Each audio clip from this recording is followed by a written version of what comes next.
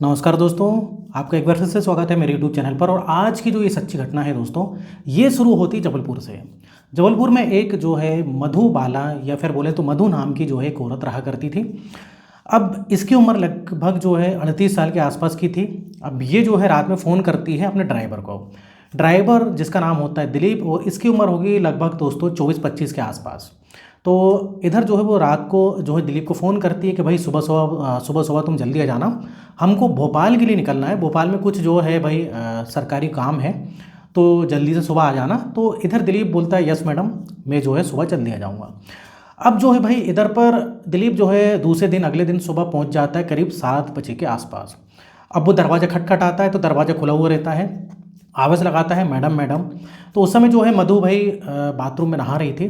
तो मधु बोलती है कि कौन है। तो बोलता है कि मैं भाई दिलीप हूँ, आपका ड्राइवर, मुझको चाबी चाहिए थी गाड़ी की। अब जो मधु के पास जो गाड़ी थी, कार थी, तो उसकी जो है ये कार चलाया करता था दिलीप, मतलब दिलीप जो ड्राइवर था। तो बोलती है कि चलो ठीक है, ड्राइंग रूम में आ जाओ, उधर पर चाबी रखी है, तुम ले जाओ। अब उतने में क्या होता है कि भाई मधु बाहर निकलती बाथरूम से, अच्छे से तैयार होकर निकलती है, क्योंकि भाई सुबह मतलब उसको जो है सरकारी काम से जाना था। अब जब मधु निकलती है तो उसकी 2 बटनें जो है सामने की जो है खुली रहती हैं ब्लाउज़ की। अब क्या होता है कि एकदम से जो है भाई नज़र चली जाती दिलीप, क्योंकि वहीं पर पास में ही रहता है, और दिलीप की नज़र जैसी बाथरूम से वो निकलती है तो नज़र उसकी वहीं पर जाती है। अब कुछ देर वो ऐसे देखने लगता है और देख के एकदम से फिर नज़र चुराता है। तो मधु बोलती है दिलीप क्या हुआ, तुम क्या देख रहे थे। अब वो डर जाता है भाई। ड्राइवर बोलता है कि यार मैडम ने लगता है देख लिया मुझको इस तरीके से देखते हुए। तो वो डर जाता, बोलता कुछ नहीं मैडम, मैं तो कुछ नहीं देख रहा था। तो फिर उधर से मधु चली जाती है अपने बेडरूम में तैयार वैयार होने। अब थोड़ी देर बाद जो है मधु आवाज़ लगाती है दिलीप को कि दिलीप इधर आओ, तुम बेडरूम में आओ, मुझे कुछ काम है। अब भाई दिलीप जाता है। दिलीप को लगता है कि अब लगता है कि मैडम उस पर चिल्लाएगी, डांटेगी, या हो सकता है कि नौकरी से भी कहीं निकाल ना दे। अब वो मधु बुलाती है, बोलती है कि दिलीप आओ इधर पर बैठो। तो दिलीप क्या करता है कि किनारे पर जो है जो बेड रहता है उसके किनारे पर बैठ जाता है।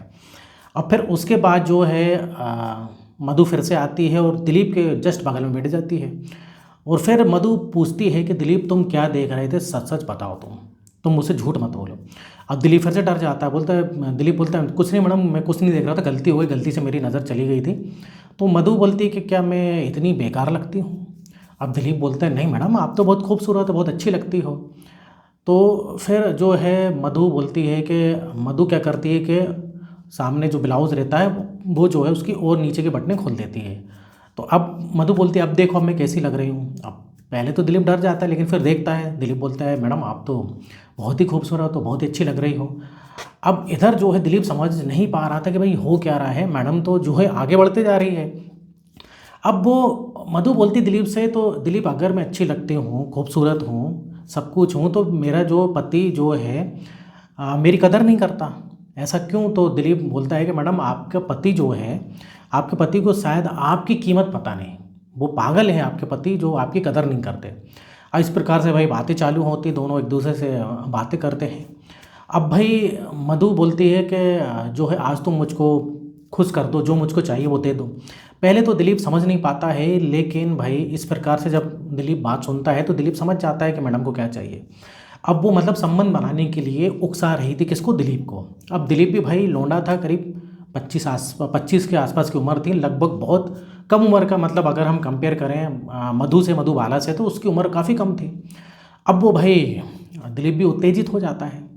अब फिर क्या है, दिलीप जो है एग्री हो जाता है और दोनों मिलके फिर एक दूसरे से संबंध बनाते हैं। तो भाई ऐसा चलता रहता है, चलता चलता मतलब फिर ऐसे जो है इस प्रकार से इन दोनों का सिलसिला चालू हो जाता है। और ये सिलसिला दोस्तों कई दिनों तक चलता है, लेकिन मधु को जो है दोस्तों एक हादसे का शिकार होना पड़ता है। वो क्या हादसा है, और मधु को जो है एक सदमा मिलता है, और वो सदमा जो है ज़िंदगी भर मधु नहीं भूलेगी। तो क्या हादसा होता है मधु के साथ, क्या ऐसा सदमा हुआ है मधु के साथ जिससे कि वो कभी निकल नहीं सकती है। तो इसके लिए दोस्तों पूरा वीडियो जो है एंड तक देखना। हम इधर जो है विस्तार से जो है वीडियो को शुरू करते हैं। तो दोस्तों दरअसल कहानी शुरू होती है उत्तर प्रदेश, यूपी से। यूपी में जो है एक लखीमपुर नाम का जो भाई जो शहर होता है, वहाँ से। वहाँ पर जो है एक दौलत राम नाम का एक शख्स होता है, उसकी 3 बेटियाँ होती हैं। अब 3 बेटी में सबसे बड़ी बेटी होती है भाई मधुबाला। अब उसके बाद 2 छोटी बेटी और होती हैं, कोई लड़का नहीं था। अब इधर क्या होता है कि समय चलते जाता है, मधु जो है जवान हो जाती है भाई। मधु जवान हो जाती है तो मधु जो दोस्तों जैसे जवान होती है तो मोहल्ले के जो लड़के वगैरह होते हैं कुछ उसके पीछे पड़ जाते हैं, क्योंकि भाई मधु काफ़ी दिखने में खूबसूरत थी। अब मधु भी इधर दोस्तों काफ़ी जो है एक बोलें तो एक बोल्ड टाइप की लड़की थी। वो भी जो है कई सारे लड़कों से दोस्ती करके रखी थी। दोस्ती करते करते कई सारे लड़कों से दोस्तों उसका अफेयर वगैरह हो जाता है, घूमने फिरने जाती है। थोड़ी सी मधु जो है इस टाइप की लड़की थी। अब जो है मोहल्ले वालों को भी सब पता लगती है बात, मोहल्ले वालों को पता लगती है तो भाई जो है उसके पिता जो होते हैं दौलत राम, उनको भी पता लगती है, क्योंकि मधु कई सारे लड़कों के साथ घुमा फिरा करती थी और रिलेशन भी वो बनाती है कई लड़कों से। तो इस टाइप से भाई खबर लगती है। तो अब माँ बाप तक जब बात पहुँचती है तो दोनों चिंतित हो जाते हैं और बोलते हैं कि भाई अब मधु हो गई बड़ी, बालिग हो गई है, अब इसकी जो है शादी कर देना चाहिए। हालांकि मधु की उम्र उस समय बहुत ज़्यादा नहीं थी, लेकिन फिर भी बोलते हैं भाई बालिग हो गई है, शादी कर देना चाहिए। अब इधर क्या होता है कि रिश्तेदारों में बात फैलती है, भाई सब जगह जाती है कि मधु की शादी करनी है, रिश्ता करना है। तो एक रिश्ता आता है सुभाष का। एक सुभाष नाम का जो है शख्स होता है और ये फॉरेस्ट ऑफिसर होता है। ये जो है भाई जबलपुर जो है बांधवगढ़ एक जो है फॉरेस्ट लगता है, वहाँ पर एक अच्छे खासे पद पे रहता है, मतलब एक फॉरेस्ट ऑफिसर होता है। सुभाष का रिश्ता आता है। लेकिन इधर दिक्कत क्या थी कि सुभाष पहले से शादीशुदा था और उसकी जो पहली बेबी थी, उसकी जो बेबी थी मतलब वो मर चुकी थी, और मर तो गई थी लेकिन उसका बेटा भी था और बेटे की उम्र लगभग 10 साल हो चुकी थी।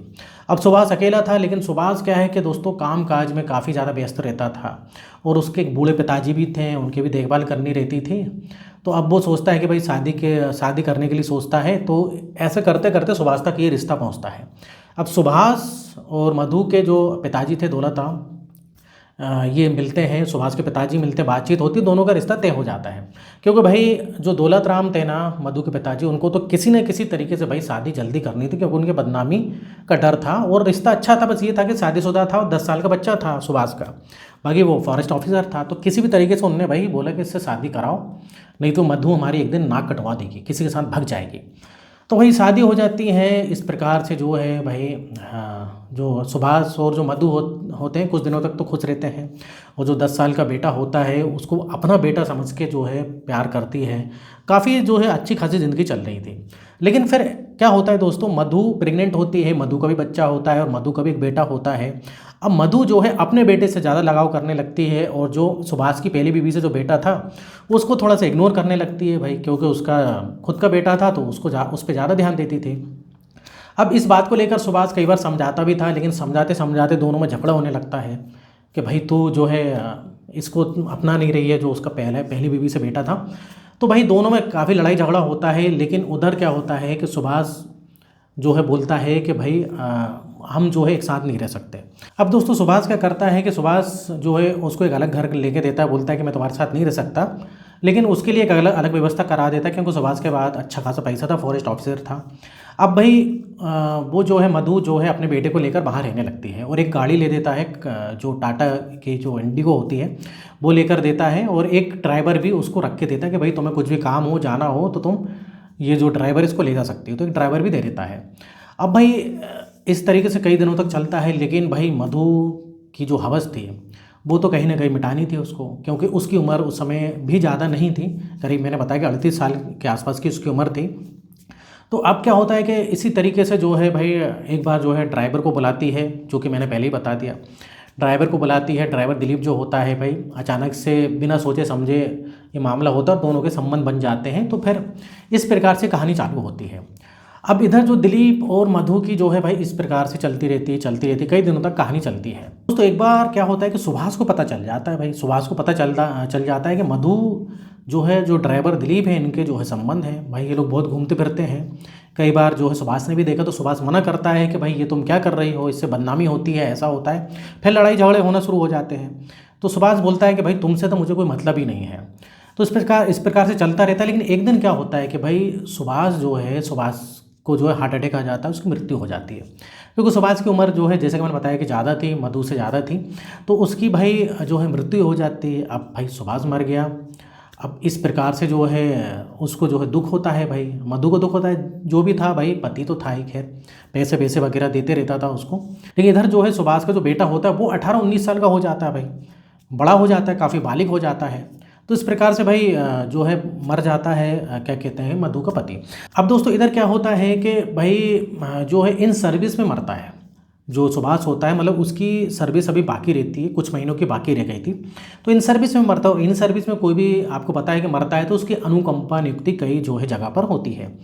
तो भाई सुभाष के पिताजी आते हैं मधु के पास, बोलते हैं कि देखो ऐसा है बेटा, सुभाष तो जो है चला गया, लेकिन उसका बेटा जो है बड़ा हो गया, बालिग हो गया है, तो क्यों ना हम जो है अनुकंपा नियुक्ति इसको दे दें, और तुम इसकी जो भी दौलत वगैरह है, जो भी भाई पैसा जमा है, वो सब तुम रख लो, जो भी उसका पैसा मिलेगा ये सब तुम रख लो और उसको नौकरी दे दो। लेकिन भाई मधु जो है वो मानती नहीं, बोलती नहीं, नौकरी इधर पर मैं करूँगी, क्योंकि मधु का जो बेटा होता है वो अभी नाबालिग था, तो इधर नौकरी कर सकती थी कौन, मधु। तो मधु बोलती नहीं, सुभाष के बेटे को जो है नौकरी नहीं मिलेगी, मुझे नौकरी मिलेगी।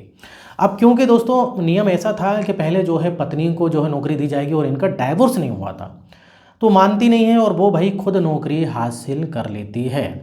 अब जो है वो नौकरी करने लगती है, भाई मानती नहीं है। तो अब इधर जो है क्योंकि सुभाष के पिताजी ज़्यादा ओल्ड हो गए तो कुछ कर भी नहीं पाते हैं, बच्चा भी बहुत ज़्यादा बड़ा नहीं था, वो भी कॉलेज में पढ़ रहा था। तो इधर क्या होता है कि दोस्तों एक दिन जो है मधु को भोपाल जाना रहता है कुछ काम से, गवर्नमेंट के काम से। तो उधर जो है वो जाती है गवर्नमेंट काम से, भोपाल में जाती है, तो उधर इसकी मुलाकात होती है जागेश्वर नाम के लड़के से। अब जागेश्वर नाम के लड़के से इसकी मुलाकात होती रहती थी, जब भी भोपाल जाए दोनों को जो है मतलब दोनों ने एक नंबर अपने एक्सचेंज कर लिए, फ़ोन पर भी बात होती थी। ऐसे करते करते ये जागेश्वर जो था उसके काफ़ी क्लोज आ गई। अब भाई क्या होता था, जब भी भोपाल जाए तो फिर जागेश्वर के साथ रिलेशन बनने लगे इसके, उससे भी संबंध बनाने लगे। कभी जागेश्वर को ज़्यादा तलब लगे तो भाई वो जबलपुर चले जाता था। इस प्रकार से एक दूसरे से दोनों संबंध बनाने लगे।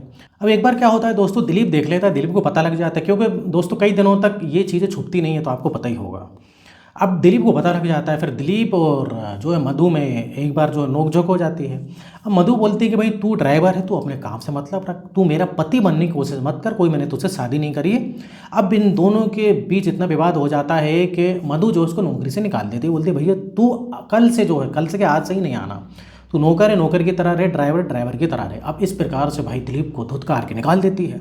अब दिलीप को आता है गुस्सा कि यार इतने सालों से जो है मैं इसके साथ में रह रहा हूँ, संबंध बना रहा हूँ, उसने एकदम से एक दिन में जो है मुझको नौकरी से निकाल दिया, धुतकार दिया, और ये मतलब कोई जागेश्वर नाम का लड़कों से संबंध बनाने लगी, मुझको जो इग्नोर कर रही है। अब दिलीप को गुस्सा आता है, दिलीप वहाँ से चला जाता है।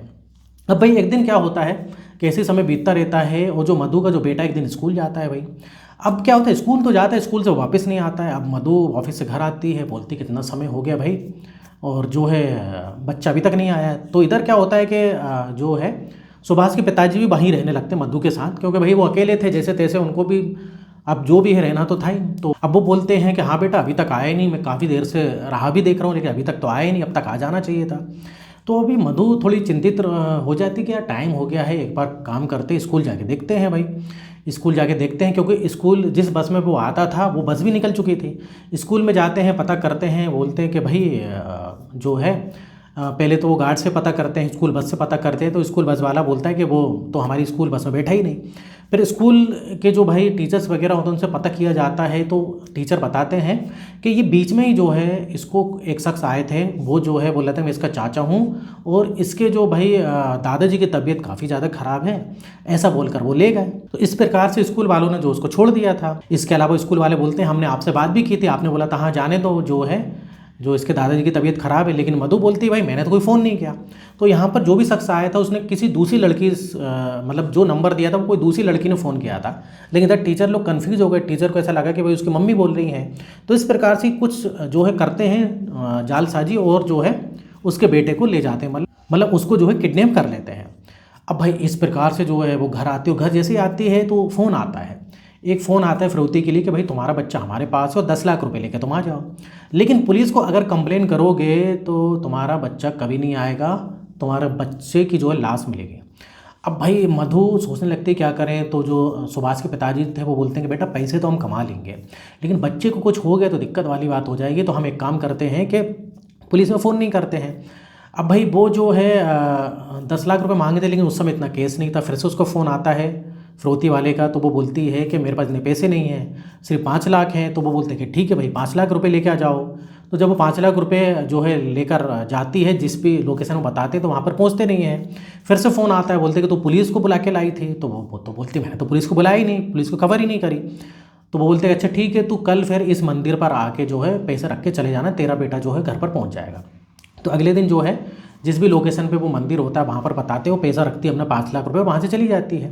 अब भाई उसका फिर से फ़ोन आता है, बोलते ठीक है पैसे मिल गए हैं, तेरा बेटा मिल जाएगा। तो बोलती कब मिलेगा? तो बोलते हैं कि जल्द ही मिल जाएगा, तुम चिंता मत करो, तुम्हारा बेटा घर पहुँच जाएगा।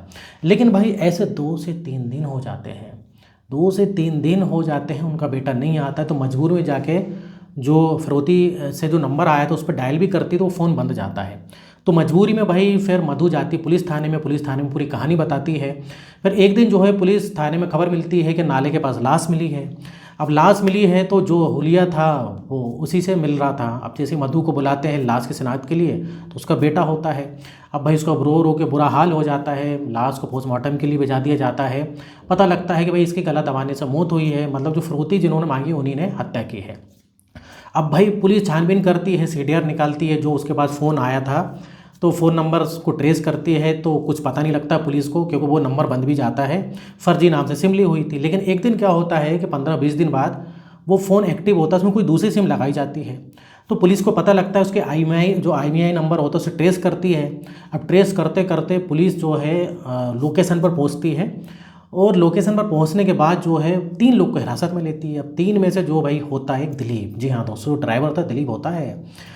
अब भाई इधर पूरा मामला निकल कर क्या आता है दोस्तों, जब पुलिस इंट्रोगेशन करती है, सख्ती से पूछताछ करती है, तो दिलीप बताता है कि वो भाई मेरे साथ ऐसा सा हुआ था, इसलिए मुझे गुस्सा आ गया, इसने मुझे नौकरी से निकाल दिया एक दूसरे जो है जो जागीरदार लड़का था उसके खातिर, जो कि मुझे अच्छा नहीं लगा, जैसे कि धुतका का इसने निकाला था। तभी सोच लिया था कि भाई जो है मैं इससे जो है बदला लेकर रहूँगा। तो पुलिस पूछती कि भाई तूने मारा क्यों, जब फिरौती के लिए कॉल किया था और तुझे फिरौती मिल भी गई थी लगभग। तो बोलता है कि देखिए इसने क्या मुझे पहचान लिया था, उसके बेटे ने पहचान लिया था, क्योंकि उसका बेटा तो भाई जानता था कि दिलीप जो है भाई ड्राइवर है, और मतलब कई सालों से ड्राइवर है, तो उसने पहचान लिया था। इस कारण उसकी हत्या करने पड़ी, क्योंकि अगर वो छोड़ देता तो वो बता देता कि भाई दिलीप ने जो है किडनैप किया था। तो इस प्रकार से पूरा मामला आता है। तो फिलहाल पुलिस ने इनको जेल में डाल दिया है और केस अभी चल रहा है। लेकिन भाई एक लौता बेटा, जो खुद का बेटा जो था मधु वाला का, वो चला गया, और मधु जो इस सदमे में है, और इस सदमे से शायद वो बाहर निकलने में उसे काफ़ी टाइम भी लग जाए या निकल ना पाए, क्योंकि मधु को जो है अपनी गलती का एहसास हुआ कि उसने क्या किया, तो उसका जो है परिणाम उसको भुगतना पड़ा। तब उसको समझ में आया कि मैंने क्या क्या गलती करी है। तो अभी फ़िलहाल मधु जो है सुभाष का जो बेटा था उसके साथ रह रही है, उसको अपना लिया है, और मधु को अपनी गलती का एहसास हो गया है, क्योंकि भाई उसका बेटा चला गया, लेकिन उसको जो है अपनी बेटे की जान की मतलब उसकी जो बेटे की जान जो थी वो जो है चली गई, किसके कारण? मधु के कारण। तो उसको काफ़ी अफसोस होता है कि मेरे कारण मेरे बेटे की जान चली गई। तो दोस्तों ये थी आज की सच्ची घटना। तो इधर इस प्रकार से दोस्तों बुरे काम का बुरा नतीजा होता है। जो मधु ने अति मचा के जो रखी थी, कई लोगों से संबंध बनाए थे, तो भाई इस प्रकार से कभी ना कभी कुछ तो होना ही था। तो दोस्तों आप कमेंट में बताइएगा कि भाई आपको जो इस कहानी से क्या सीख मिलती है। तो इधर हमारी कहानी ख़त्म होती है, और अगर वीडियो अच्छा लगा हो तो वीडियो को लाइक करें, और इस टाइप से बहुत सारी मैं कहानी लेकर आते रहता हूँ सच्ची घटना पर। अगर आपने अभी तक चैनल को सब्सक्राइब नहीं किया तो चैनल को सब्सक्राइब कर लें। तो दोस्तों फिर मिलेंगे नेक्स्ट वीडियो में, और यहाँ तक वीडियो देखने के लिए, बने रहने के लिए आपका बहुत बहुत धन्यवाद।